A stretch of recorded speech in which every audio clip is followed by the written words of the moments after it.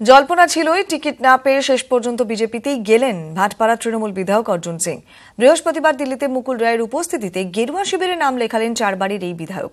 অর্জুনের দলবদলকে অবশ্য গুরুত্ব দিতে নারাজ তৃণমূল শিবির। টাকা দিয়ে যারা পার্টি ভাঙে আর পার্টি কেনে, আমি তাদের সম্মান করি না। এবং এরা ঠিক গেল কি না এলো, আই ডোন্ট কেয়ার। আমি তো অনেককে ডেকে বলি, ওরা তোদের মুক্ত করে দিচ্ছি, চলে যা, গেলেন বেঁচে যায়। তৃণমূল নেত্রীর কথাতে ইঙ্গিতটা ছিল, অবশেষে সত্যি হলো জল্পনা। বারাকপুর আসনের টিকিট না পেয়ে দিল্লিতে গিয়ে বিজেপিতে যোগ দিলেন ভাটপাড়ার বিধায়ক অর্জুন সিং।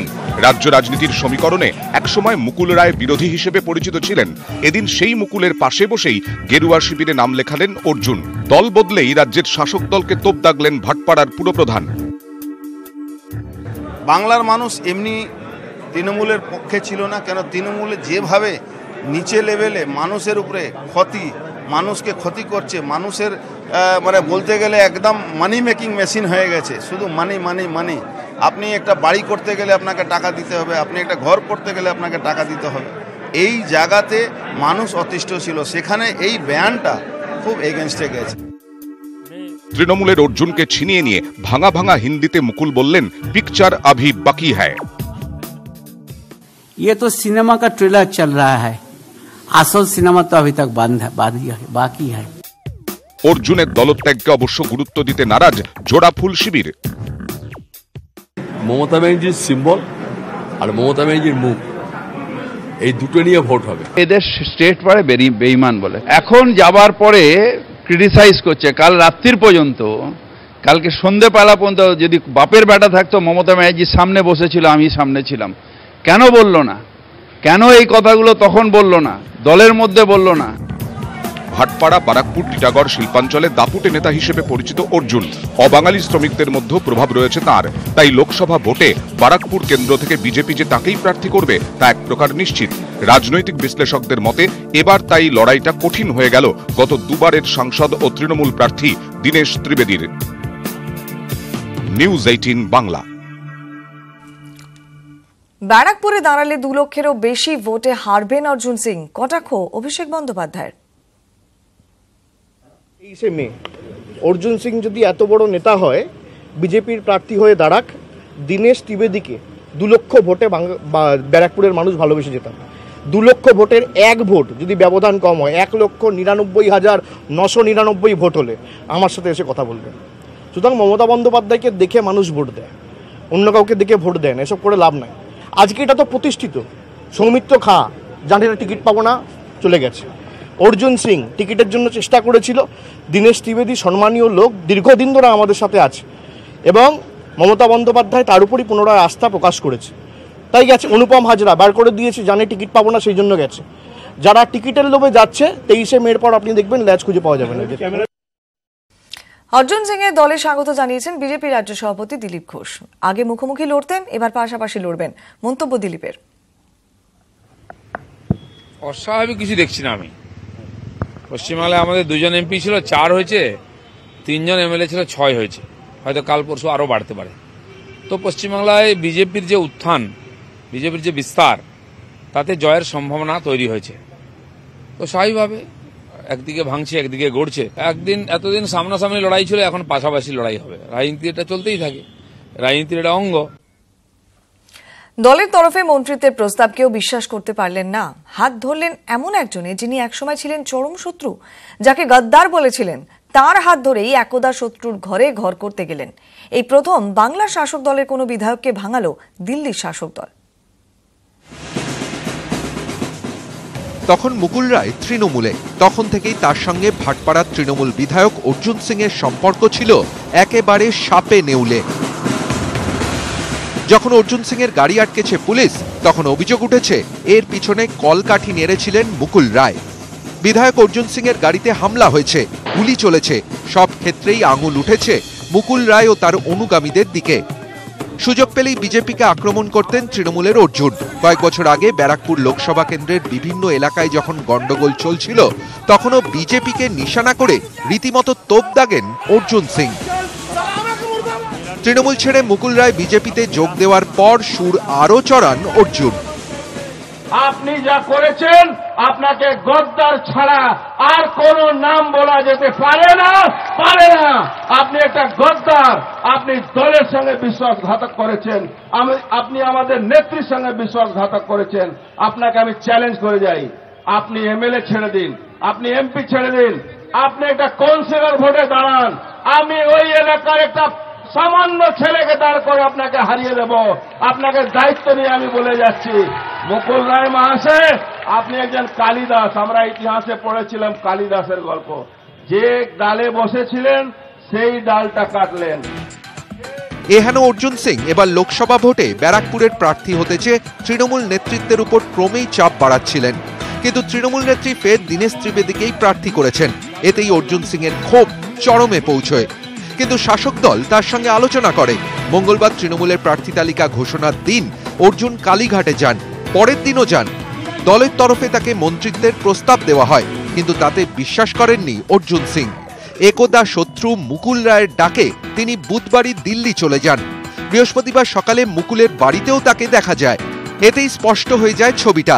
এরপর এদিন দুপুরেই দিল্লিতে বিজেপির সদর দফতরে অর্জুন সিং এর রং বদল, ভোল বদল, দল বদল। ঘাসফুলের অর্জুন এবার পদ্মে, বিজেপির টিকিটে ব্যারাকপুর থেকে ভোটে লড়বেন, সেই আশাতেই তার দল বদল। তবে প্রার্থী হতে হলে বিধায়ক পদ থেকে ইস্তফা দিতে হবে অর্জুন সিংকে। নিউজ 18 বাংলা। বাংলাকে অতি স্পর্শকাতর ঘোষণার দাবি বিজেপির। প্রতিবাদে আজ থেকে অবস্থান বিক্ষোভ তৃণমূলের। বাংলাকে অপমান করছে বিজেপি, এই অভিযোগে মহিলা তৃণমূলের আজ এবং আগামীকাল অবস্থান বিক্ষোভ। রানী রাসমণি রোডে হবে অবস্থান কর্মসূচি। সকাল 10টা থেকে রাত 8টা পর্যন্ত চলবে অবস্থান।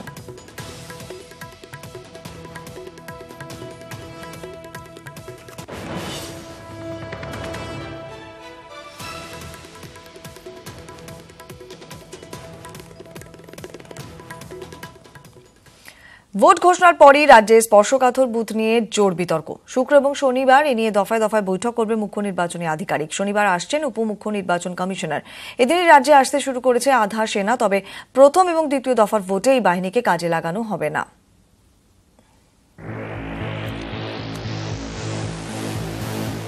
স্পর্শকাতর বুথ, এটাই সম্ভবত এই মুহূর্তে রাজ্যের ভোটের সবচেয়ে বিতর্কিত ইস্যু।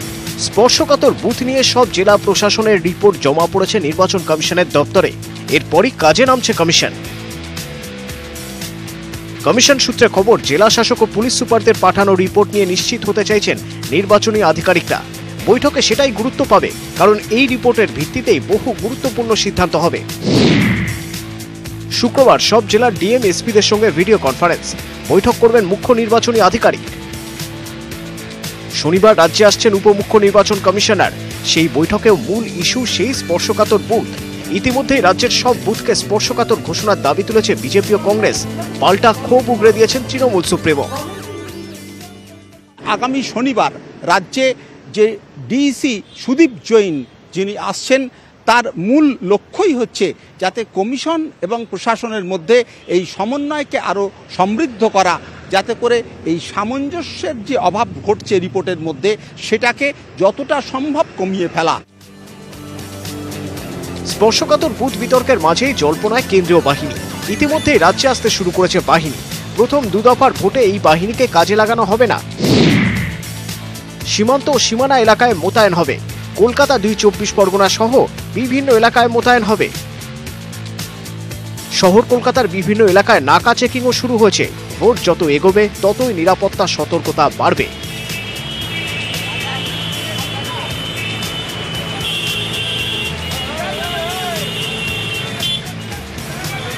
নিউজ 18 বাংলা। দেশের রাজনীতির কারবারিদের একাংশের বিরুদ্ধে খুন, ধর্ষণ বা দুর্নীতির মতো মারাত্মক সব অভিযোগ। কিন্তু মিমি নুসরাত তৃণমূলের প্রার্থী হতেই বিকৃতির উল্লাস আছড়ে পড়ল নেট দুনিয়ায়। সোশ্যাল মিডিয়ায় বাঁধ ভাঙা অশালীনতার মুখে পড়েও অবশ্য শটান দুই নায়িকা। তাদের সবার জবাব, বদল হোক সংস্কৃতির।